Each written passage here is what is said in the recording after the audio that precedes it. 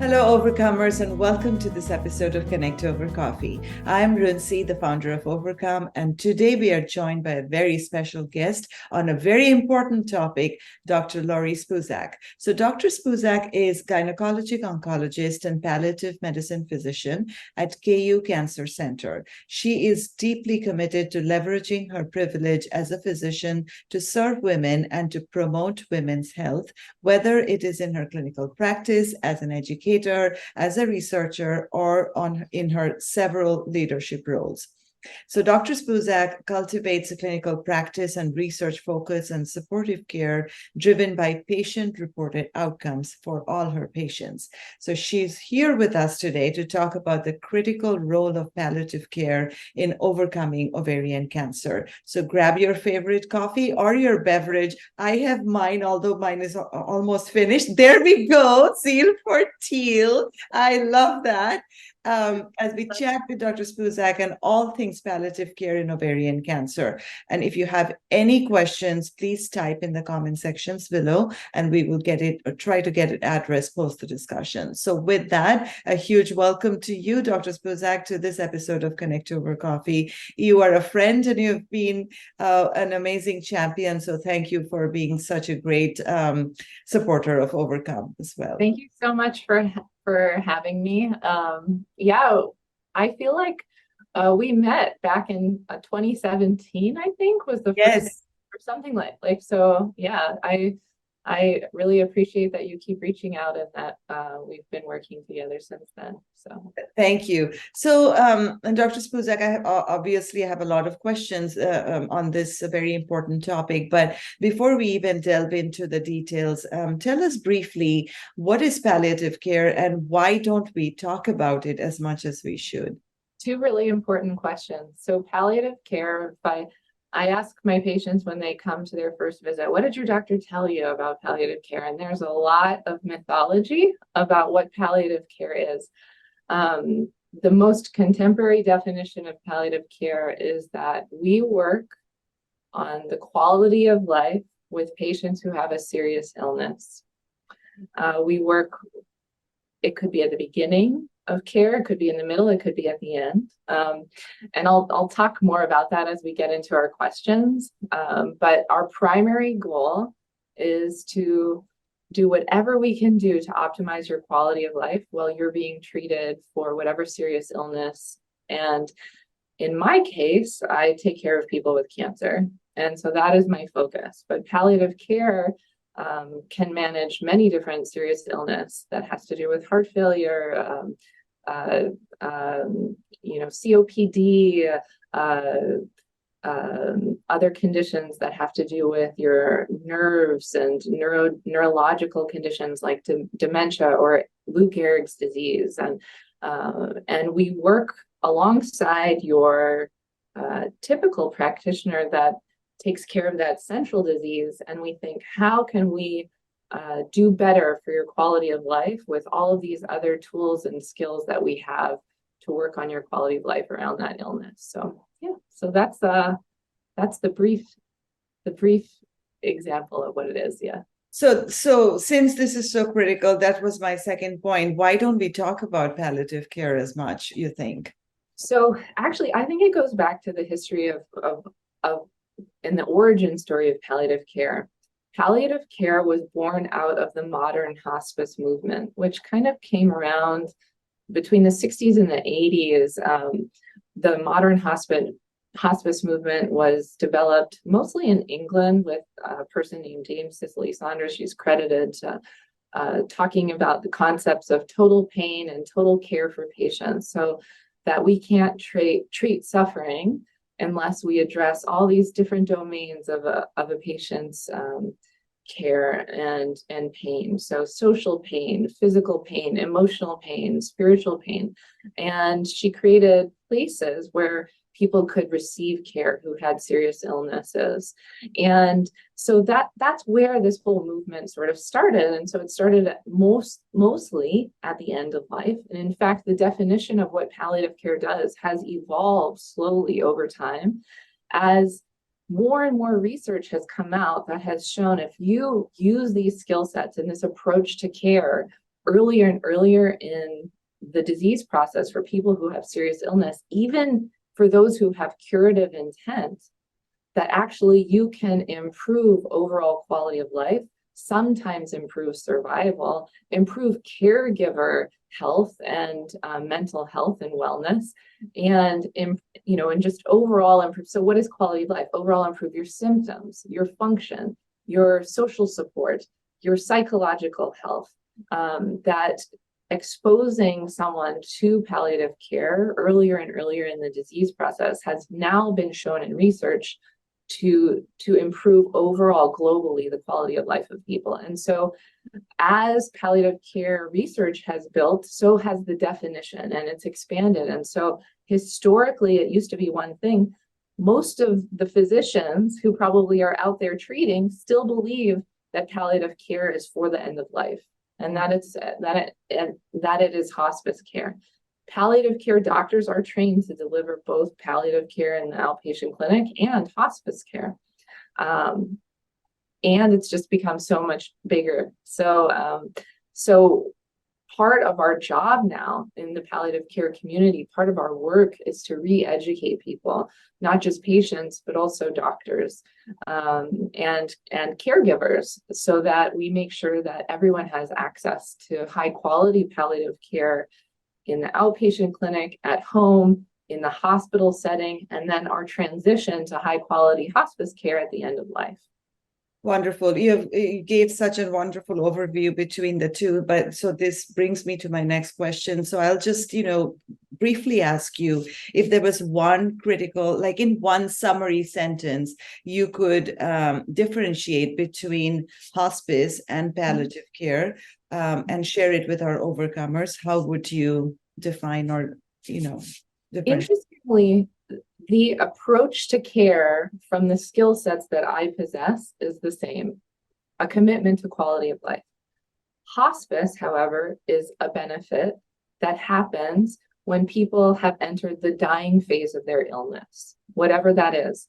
We have tools as healthcare providers to prognosticate or foretell the future in time that someone might have, that if their disease takes its usual and expected course, that you are approaching the end of life on the order of months of time.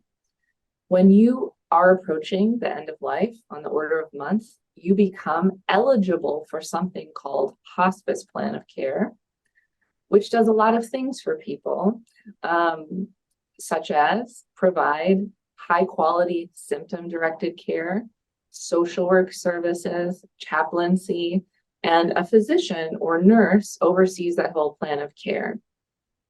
We know that in many medical conditions, that if you have a prognosis that is determined by how functional you are, really that's the driving factor of determining prognosis, that if your function has waned to a point, for example, in cancer care, where you're spending more than half of the day in the bed or the chair, that you have a diminished appetite, that your energy is very poor, that actually you will live longer on symptom-directed care rather than taking more disease-directed treatment like chemotherapy or radiation therapy, that in fact, things like hospice care actually allow people to live longer and better.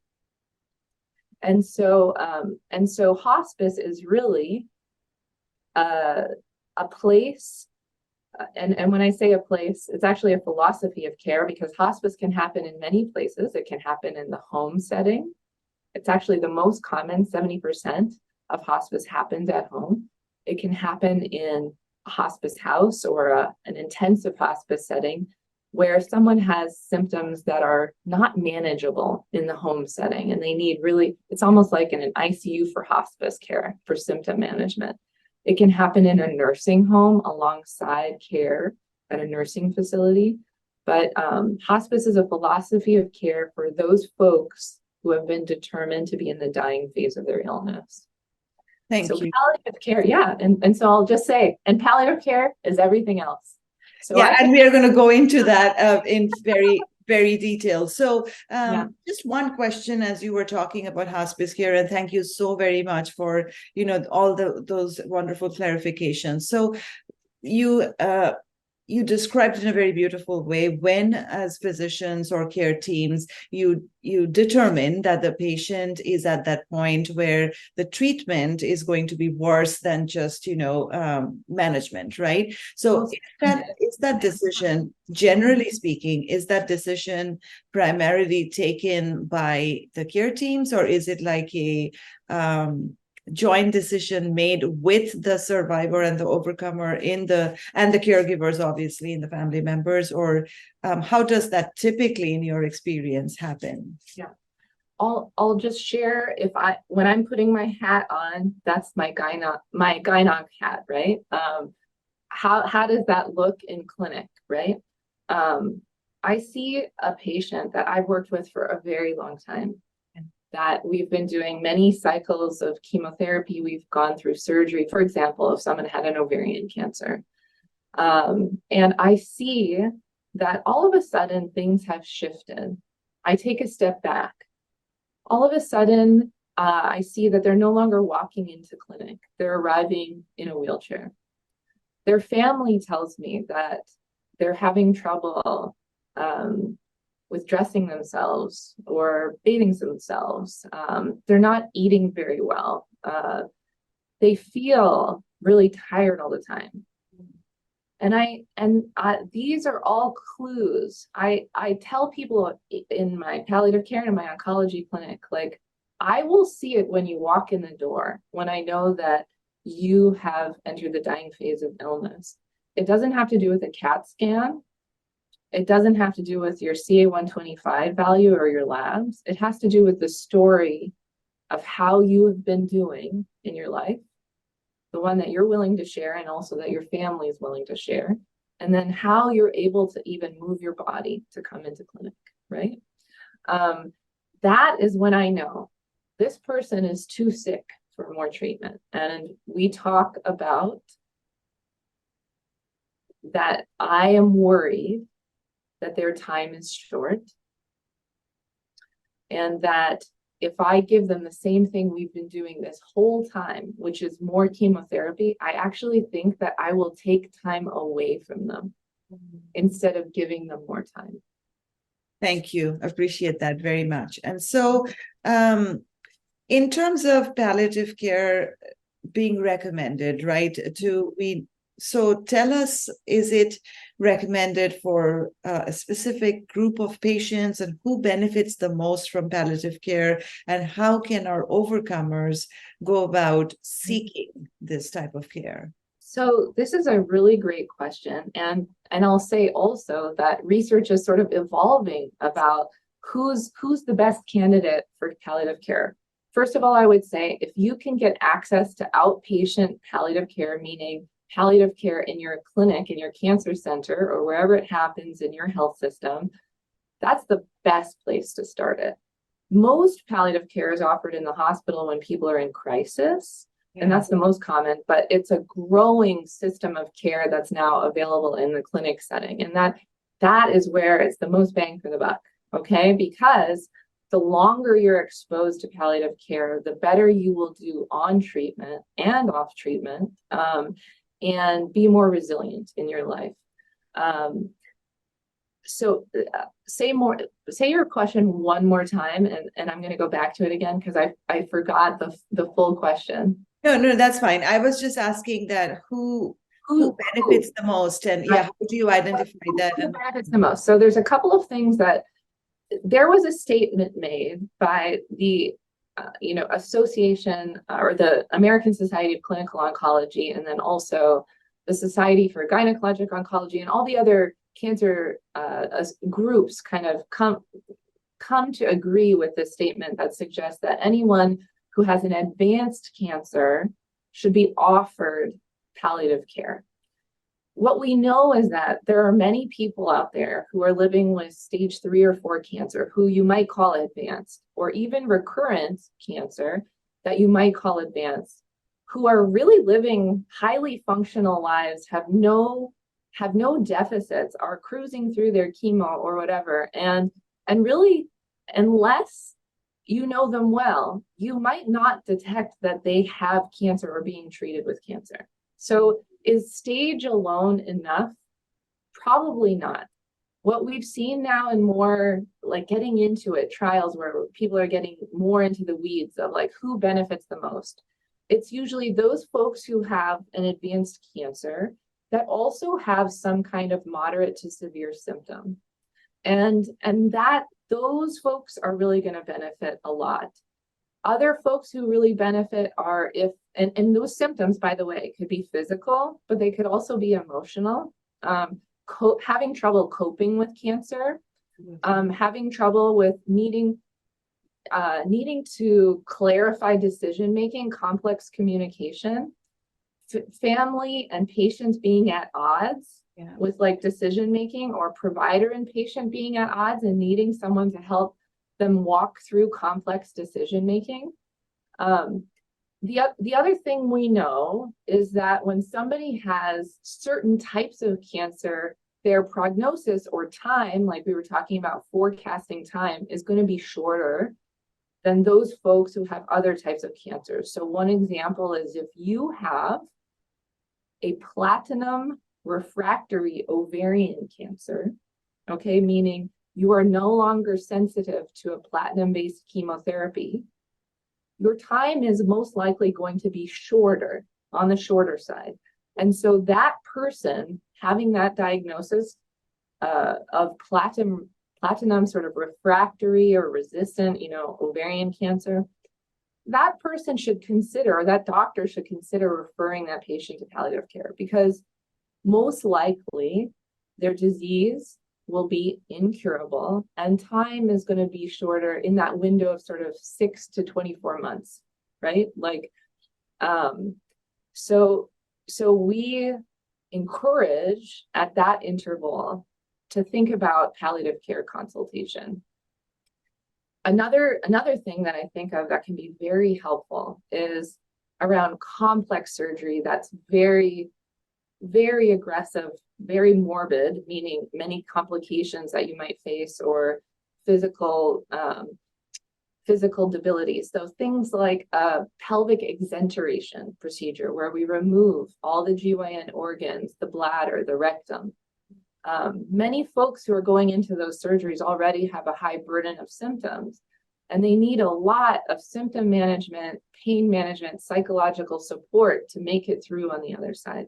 So there's folks who I've seen in palliative care, even though they're cured of their cervical cancer after the exenteration procedure, they have complex pain and psychological issues that need to continue to be managed, even in the cure state, right?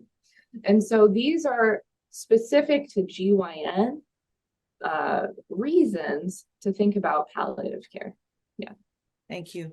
So going a little bit deeper into this, so tell us about, some of the elements that are included in, palliative care. Yeah, what do we do? What's the secret in the sauce? Yeah, exactly. Yeah. What are some of the elements? Who is on this palliative care team? Right. And for how long is their care received, and anything else that you would like to share? Palliative care visit is initiated in the outpatient setting. So I see a new person. The visits are 60 minutes when they first come in versus 30 minutes usually for follow-up. The structure of the visit typically in our practice starts with a symptom assessment using something called the Edmonton Symptom Assessment Scale, where we go through objectively, meaning you must report on a number scale 0 to 10, how are 9 different symptoms: pain, nausea, constipation, fatigue, depression, anxiety, and then overall, what's your sense of well-being? How's your appetite? All these things. What we've learned, this is really important that we do this tool every time. What we've learned is if we don't exactly ask someone, what is the symptom? What is the score? Actually, people underreport symptoms like really severely. And also what we've noticed is that if you ask someone in their oncology clinic, they're going to be apt to say much less, because the oncologist is the gatekeeper to chemotherapy or more treatment or surgery. And so most folks put on their best self when they come to oncology clinic practice. And I Must be apologize. interesting for you as being both together, right? Yeah. Yeah. I apologize. I just was getting a text page because I'm on call, but everything is okay. Anyway, so yes, actually, I always refer my patients to another palliative care doctor because I think it's a conflict of interest. If my patients see me or I think that I can do palliative care in my oncology clinic, it's just not possible. There's not enough time. When I'm in oncology clinic, my headspace is in do the exam, think about chemo dosing, look at the labs, think about toxicity so that I change the dose of chemo. When I'm in the palliative care clinic, I'm exploring the world of the patient. I take time to think about the symptoms. How is your family? How is your function? What are you doing in your day? We go through a really intensive list of their medicines and figure out what's working, what's not working for symptoms for all these different things. So it's very different, and we have the time to indulge in that in the palliative care clinic where you just don't have enough time in the context of an oncology visit to really do that the right amount of attention. So if I have a patient who has a moderate to severe symptom, anything like that, I might initiate something that's called primary palliative care, where I can get palliative care going for someone. But when it becomes complex in that moderate to severe range, I refer to a palliative care doctor. Yeah. So as we are talking about side effects of treatments, right, that there are two key side effects that we keep hearing from our overcomers, right? So one is the fear of the cancer coming back, fear of recurrence, and then the neuropathy, right? Two things. So we understand one is mental, the other is physical, but both, I mean, both equally debilitating, right? So how would palliative care, or how does palliative care typically address these concerns in a typical setting? That's great. They're very different, but great examples. So I'm probably going to ask you to tell me this the two again after I answer the first. Okay. So I'll tackle neuropathy first. Okay. Chemo-induced neuropathy that happens for a lot of our patients happens because of the drugs that we expose people to. So particularly Taxol, paclitaxel, or cisplatin give people neuropathy. And what we know is that genetics have a role in it. Some people experience it severely, like they get one dose and they're knocked over with neuropathy. And also, if you have pre-existing conditions like diabetes and diabetic neuropathy that's poorly controlled, it also sets you up for worse neuropathy. So what do we do in palliative care clinic? We look through your medicines and see what you're already taking to manage your pain. Okay, neuropathy is a nerve-related pain syndrome. So I optimize people on a neuropathic pain medicine first. And you will be surprised, or many people are surprised to know that the best thing for chemo-induced neuropathy is duloxetine, which is an antidepressant, anti-anxiety drug that works on nerve pathways called SNRI, all right? And it is actually the only evidence-based medicine for neuropathy that's cancer specific related to chemotherapy. However, we also use the tools that have been established and borrowed from, for example, diabetic-induced neuropathy, medicines like gabapentin, things like that. But that's just medicines, okay? The other thing is physical function. So optimizing referrals for physical therapy and rehab is one of the first things that I do with my patients. It is extremely important. So getting your body moving, working with a physical therapist throughout your cancer treatment, especially if you have things like severe fatigue or neuropathy, can be life-changing for people. And a lot of people are like, oh, well, I'll do the exercises myself. And then they just don't. You need a coach. It is worth it to pay for a coach to help you get your body moving and to get exercises to move your hands and feet so that you are resilient through that neuropathy. Your doctor, your oncology doctor, can change your doses of your chemo or choose another medicine altogether. But these are the things we can do from the palliative care side. Okay, and the second one was scanxiety. Yes, no, before I go to the second one, I have a build-up question on the neuropathy. And so all the, the suggestions that you just gave, just from, again, from your overall experience, in doing so, what percentage of neuropathy is actually minimized or controlled? Or is it 100% or is it majorly? I can't say, because everyone is so different. And like I said, genetics have a part in it. And it has to do with where you are in your chemo as well. If you're at the end of chemo and you're recovering from neuropathy, usually it takes 6 months to see how you will do off of chemo, how much recovery you can make. Some people, it's a full recovery. Some people have severe deficits. Some people have a significant improvement. It's actually totally individual how you will do. There are times when the neuropathy is so severe, we must use opioids as part of the pain medicine regimen. That's less common, but it's possible. And it all has to do with the individual. I wish I could tell you a percentage. It's just impossible because there's too many factors at play in what happens with the individual person. Yeah. True. Yes. Thank you. No, the second part of this was the fear of the cancer coming back. So it's just the fear of the recurrence that is topmost on everyone's minds. Which is really common. It's extremely common. And anyone who's had a serious illness, doesn't matter if it's cancer, is always afraid of that trauma revisiting, right? And so what do we do? Part of my job, once a crisis is sort of managed, the crisis being pain or whatever, is actually very much life coaching and figuring out how people can, in their daily life practice, be in control of the things they can control. So creating a stable life practice so that they have tools for coping that are healthy tools for coping. Denial is not a great long-term tool for coping. Right? It's not just a river in Egypt.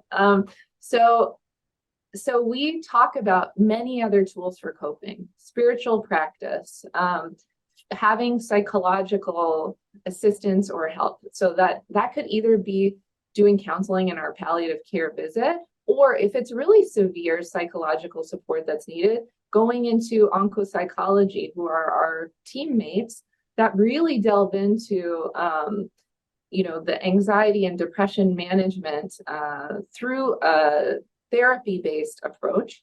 And if it's still even more severe, I will initiate medicines to help with anxiety and depression, but I will not continue to manage them if it got severe or extreme, right? And so then I would refer to a psychiatrist as well.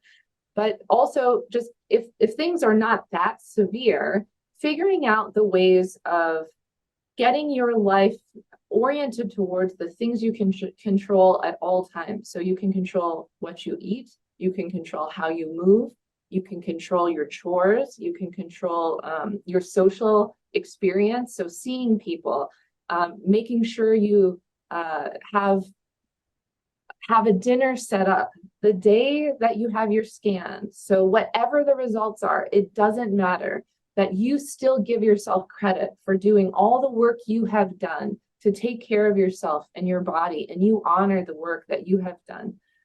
We talk about different mindfulness or breathing exercises so that folks can control that anxiety by managing where that reactive energy goes. We can't take it away for 100%, but you can't think your way out of anxiety and panic. The only way you can get it out is through the breath, through movement, through talking things through with other people, through prayer, through all of these other actions. You can't think your way out of anxiety. And denial also, it doesn't get rid of that energy that's cycling around in the body, right? You have to do something with that energy. And so part of my job is to help people sort of make a list, learn tools, provide them links to things like on access to things on YouTube, on the internet, websites, also resource centers in whatever town, like at KU, We have something called Turning Point. Many towns have Gilda's Club, which are resource centers for folks who are suffering from serious illness and their families, and give people ways to figure out things that they can do to keep themselves accountable so that they lead a great life and are prepared for when those moments come up that are really challenging, that derail you, and hope that they don't derail you quite as badly the next time because you have skills to cope. And also, I'm always there, right? If they're in palliative care visits, I tell them, like, they're like, oh, well, I want to have a visit. I have a scan coming up. I'm like, perfect. Like, I'm here for you after, I'm here for you before, whatever happens. I know that you've got this, right? And so anyway, these are the things we do. It's a lot of life coaching too.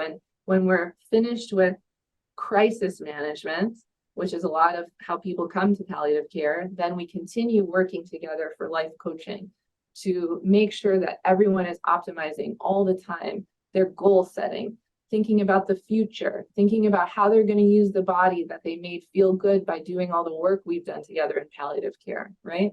And you said something very important, and I caught on to that because, you said do things that you can control very well and leave no regrets on that, right? So that's my underlying philosophy in life, whether it be cancer or life or any kinds of crisis, right? So I'm like, I'm just going to do what I can do best, whether it be health or it be emotions or something else. And then there are certain situations beyond all of our control. We cannot do that, but at least not have regrets that I could have done this better, right? The things that you could potentially control. So really important point. Thank you. So I was recently reading an article that talked about the key dimensions to the patient and caregiver relationship for decision making in palliative care. So, and you spoke very briefly about that in the beginning. So, in light of that, please discuss how care partners should be involved by the providers in making effective decisions in palliative care treatment, and what do you see as the barriers to adoption? Well, people are very lucky if they have a companion in treatment. And I think that and a companion in treatment being a caregiver that can witness and support and be available for all of the things that they need. Some people have that and some people do not have that. Those who are so lucky that they have a caregiver who can show up for them, what's important, we always invite them to palliative care visits, not just oncology visits. Come to the palliative care visits, understand what we're about, understand the medicines. Many times people are on so many different medicines, and we really deep dive into how you're meant to be taking it, how you keep a journal of your medicine and your symptom. Caregivers are hugely important in that, making sure that pills don't run out, right? And someone's in a crisis. They're so important in that. But then also, it is part of my practice that I ask the caregiver point blank, how are you doing? Are you getting the support you need? How can I help you the best? This is a unit of care that's happening. It is not just the patient getting care, it's the family, it's everyone getting care. What do you need? Does our social worker need to reach out to you because things are getting too physically burdensome and you need a caregiver support at home? We'll see what we can do. We now have a palliative care social worker in our practice in the outpatient clinic. And so now we have this luxury of making sure that that we can reach out to the families to see, what else do they need? What kind of support? So, and decision making. So what we know is that people have, if for example, somebody is walking through a serious illness, that the family and the patient will experience that with the least amount of trauma if they're both in line with their opinions and belief systems about what's happening and feel good about the decisions that are happening.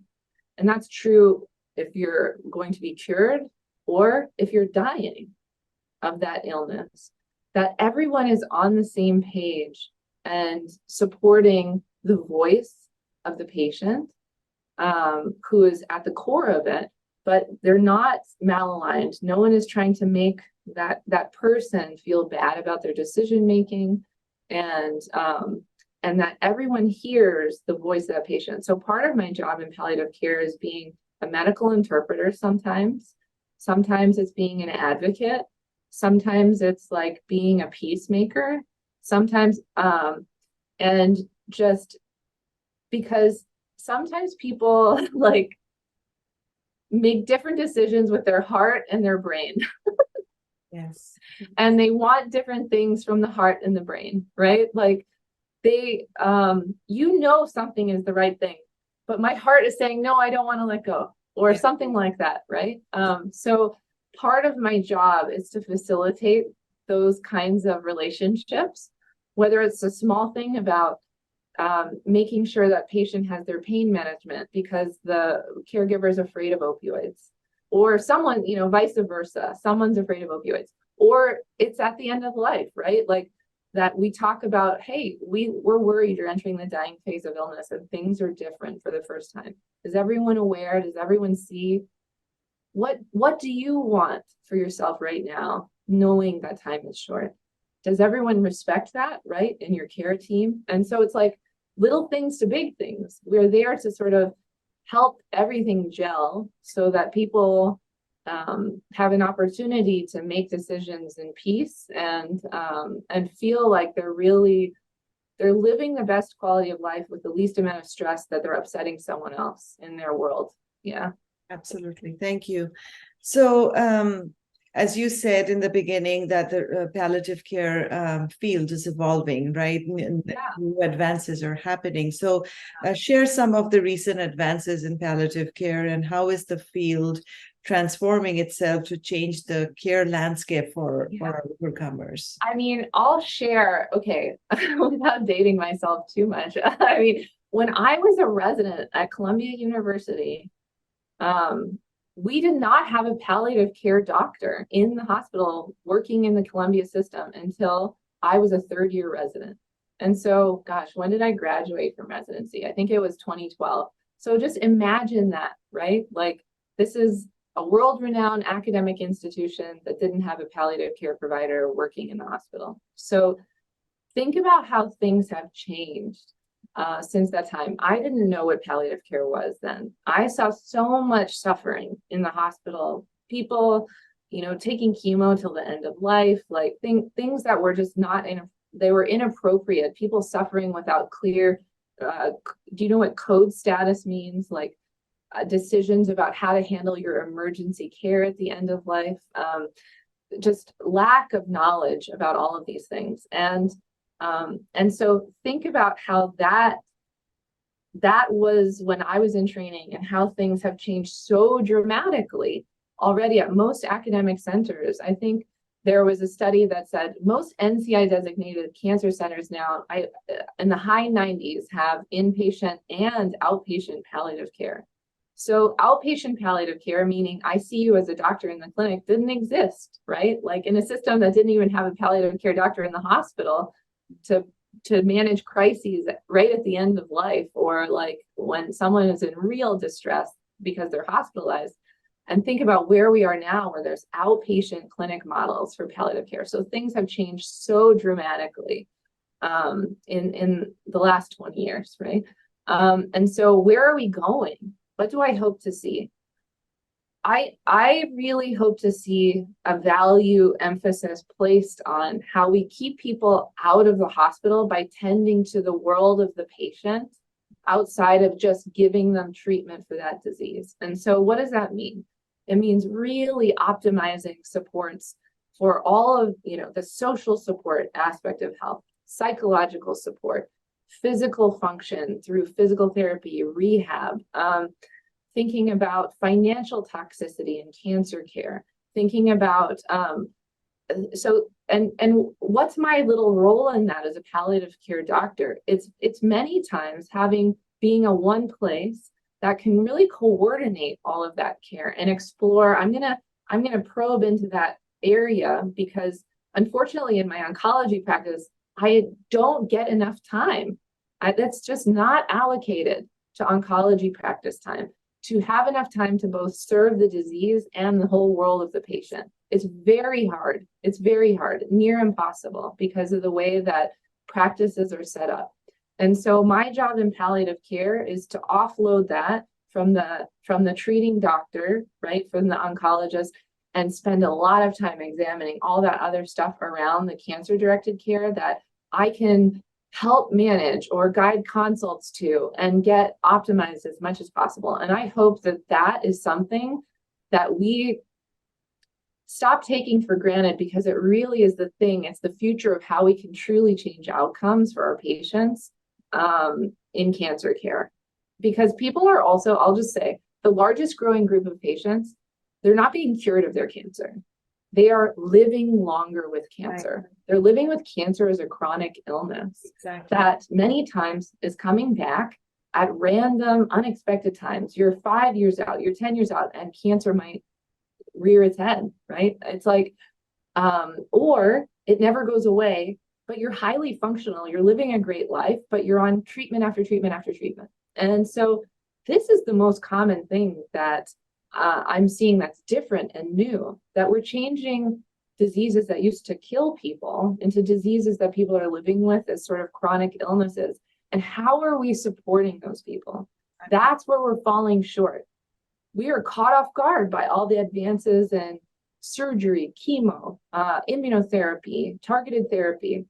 And now we're like, oh my gosh, we have all of these women in gynonc, for example, that are living so much longer. What do we do? How do we manage their survivorship? What does survivorship look like? Right. What does it mean to continue to be on all these treatments to the body, and to how do you age in cancer care, right? With cancer as a chronic illness. These are just things that are now coming to the forefront that we've never really thought of before. Because it used to be like you're either cured at the beginning and that's it, or you end up dying of your cancer.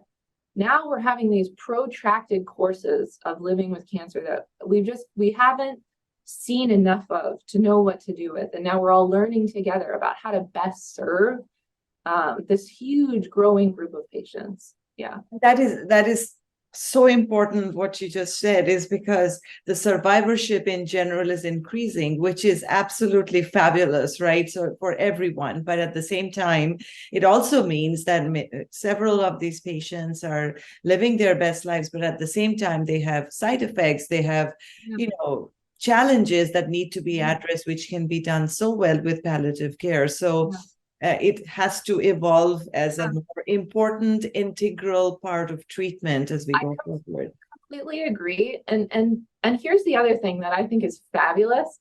Like, I love it when I see someone really intensively, and then I get to graduate them from palliative care, not because they're dying, but because they're living really well, right? And then they can see me when they need me. Like that is the new future of palliative care and cancer care, when people are living with chronic illness or living with cancers that go for many, many, many years or uncertain amounts of time, right? Is that palliative care is something that you can leave, you can come back to. It doesn't have to be something that, oh, this is like forever. No, like I am a huge fan of decreasing the number of appointments that people have.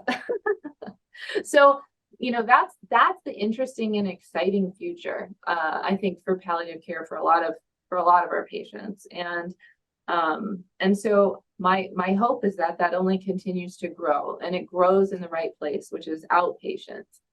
Yeah. Thank you for sharing so much hope. And so you talked about financial toxicity. I'm going to come back to that question. So in general, what insurance considerations, if any, should patients consider prior to signing up for palliative care? And if palliative care is not offered at their institutions, how may our overcomers still kind of seek it elsewhere? Are there any online programs or other things that you would want to share with us?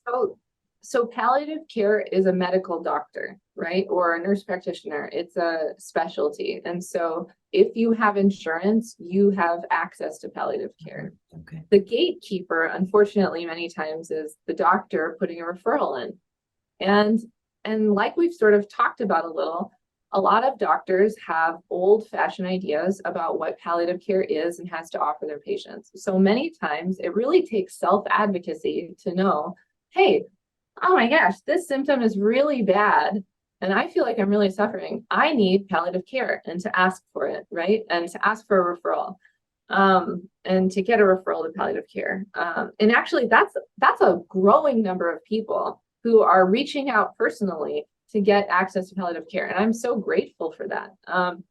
So what if your institution doesn't have it? So most institutions now have inpatient palliative care services. So if you're in a crisis in the hospital, but it is less likely if you're not affiliated with like an NCI designated cancer center that you have outpatient palliative care practice. So what can you access? So it depends on the institution you're at. Sometimes institutions have pain management centers if your symptom is specific to pain. Sometimes institutions have oncology psychology programs, or just seeing a psychologist in general, or not even a psychologist, a licensed clinical therapist. But throughout your cancer care journey can be extremely rewarding for folks walking through the journey and their caregivers, so that they can have another layer of support that walks alongside them in the journey. So basically, I would sort of like divide the components of what we deal with, right? And think about what you do have access to locally, so that you get yourself in there for a referral, and you get yourself treated. Physical therapy, other things that I think are beneficial, not curative, but can help with symptoms, are complementary medicine things like acupuncture has been proven to help with nausea, with pain, things like that. I'm just thinking about all the other services, you sort of can learn about through like Gilda's Club, support centers, personal, getting massage, doing things for your body to be kind to yourself, looking for support groups, figuring out ways to connect yourself in all the different ways that palliative care might point you to or teach you about. Those are things you can do if you don't have an outpatient palliative care doctor available to you. Yeah. Other ways of sort of like finding out more information, the Center to Advance Palliative Care, and then there's another sort of like campaign called Get Palliative Care.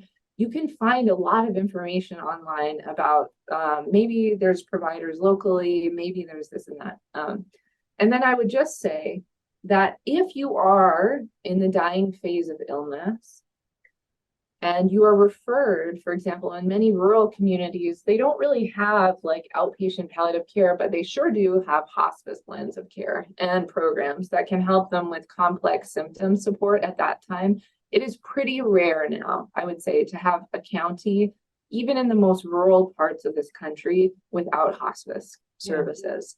And so if that's the part of your journey that you are in at the end of life, then also knowing that a hospice plan of care is there for most people, and it's a benefit for any insurance.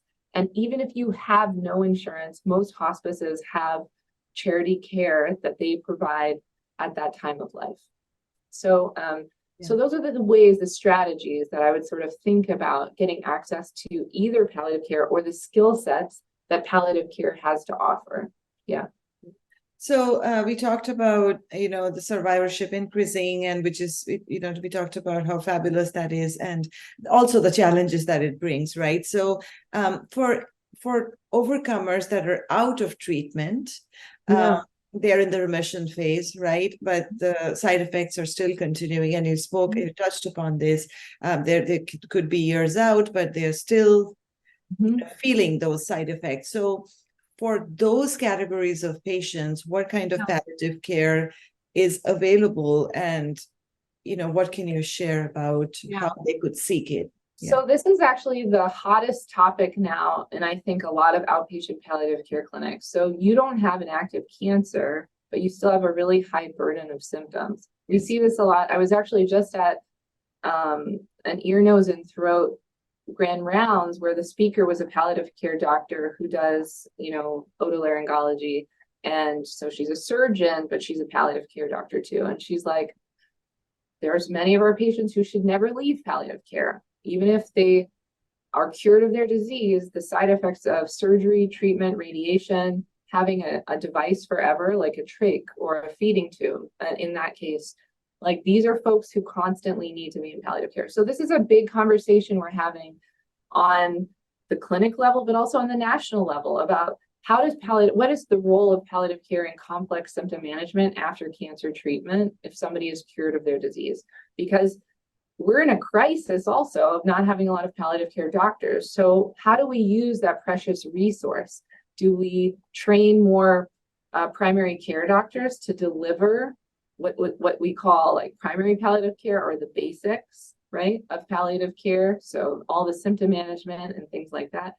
Do we continue specialty survivorship clinics for folks who do have a high burden of symptoms after they've been treated? Or, where does that go? So that's a huge conversation that's happening, and there's not a great answer right now. I would say that part of thinking about just like globally, things that anyone can do for themselves and their bodies are optimizing their physical function, and whatever that looks like for you. If that requires a referral to physical therapy, ask for it.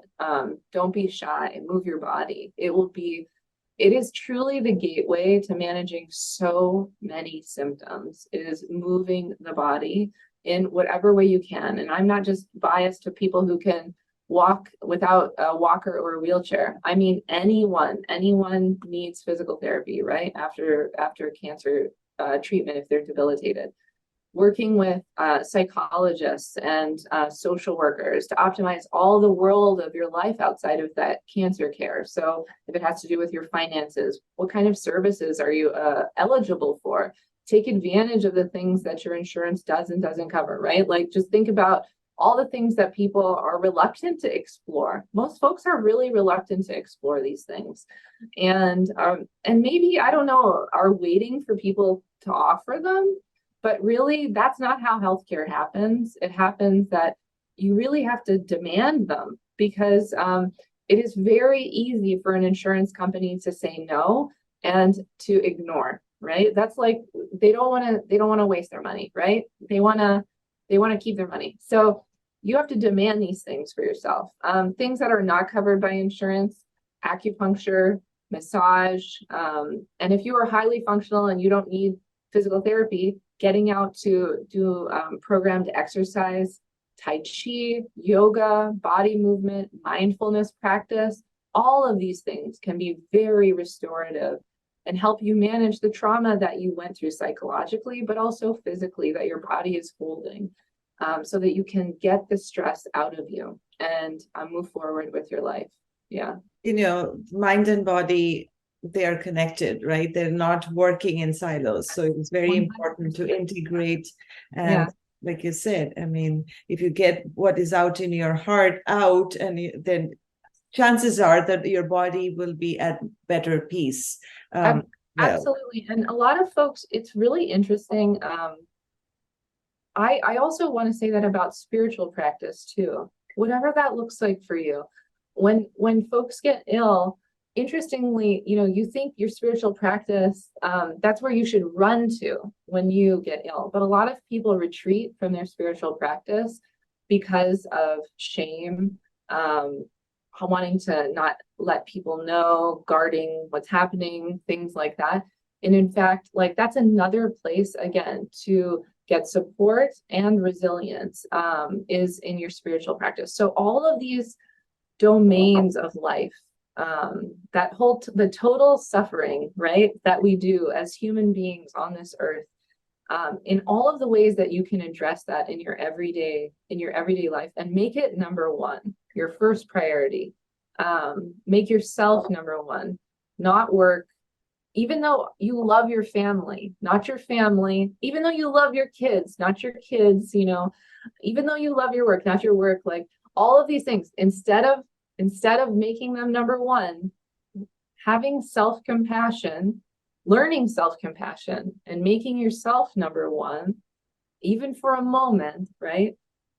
Is the most important thing you could do for yourself in your recovery, and building that into your day like mercilessly. That is so beautiful. Thank you for sharing that. And so, a great discussion, and I've asked you a lot of questions. What have I missed asking you that you would like to mention? Honestly, you've done a great job. I'm so appreciative. I'm so grateful for your curiosity. I think you've had really generous questions that really got to the heart of what happens in palliative care visits. We love our patients. I love my palliative care clinic. I have fun in it. It is a place of joy. We have some tears, right? But there's lots of laughter.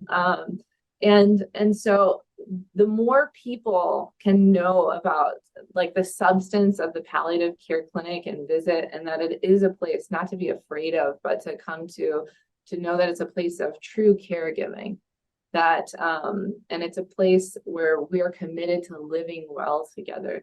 That is the most important thing that you could do for our community of cancer patients, survivors, and their caregivers, that I could ask for. So thank you so much.